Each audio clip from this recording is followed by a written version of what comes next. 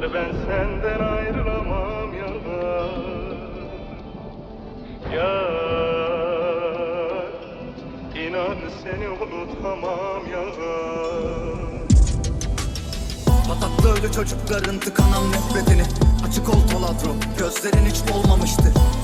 Kimseye beni sever mi sormamıştım. Zaten beni seven de olmamıştı.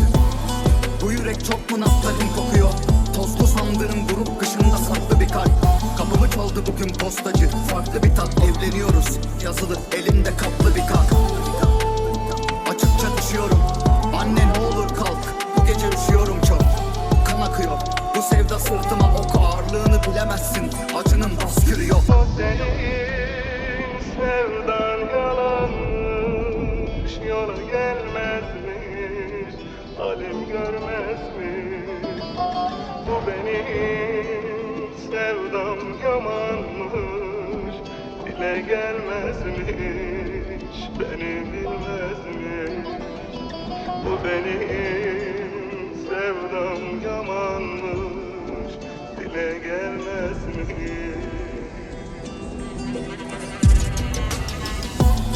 Sen ki umutlarıma bulutsun.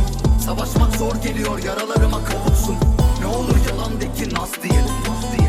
Yoksa nasıl tutup gençliğimden af dilerim. Kafamda 500 milim depresanla, ciğerlerim katran hala. Her aşkı nefes sanma, incitildim. Atıma duydukların kirli bilgi, açık ol Toladro. Bu acı kim getirdi? Artık hislerimi senden bile saklayamam, kim bitirdi? İçinde yanan aşkı kim yitirdi? Onlarca duymadığın şarkı yazdım, kirletildi. Sana yazdım, başka birine dinletildi. Ben olsam yerine başka birini koyamazdım. Başka birini seviyor olsan gün yine aramazdın. O gece alkollüydüm, evine yakın gaza bastım. Aramışsın, o sinirle bakamazdın. Elimde tutuk yapan bir silahla tutuşuyorum, bilmiyorum şu an hangi yüzüne konuşuyorum. Yine de karanlığıma güneşsin, bu dönüş yolum, gitme. Başka birine dönüşüyorum. Sen ki gözlerimde umutsun. Sokaklarıma neşe, maviden açık bir bulutsun. Ne olur yalan de ki naz diyelim. Yoksa nasıl tutup gençliğimden af dilerim. Emekler boşa döndü ya.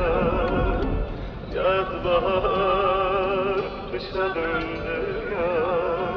O gidenler hiç dönmedi yavrum. Gelmedi yavrum, ömrüm boran kar. Emekler boşa döndü ya. Yaz bahar kışa döndü ya. O gidenler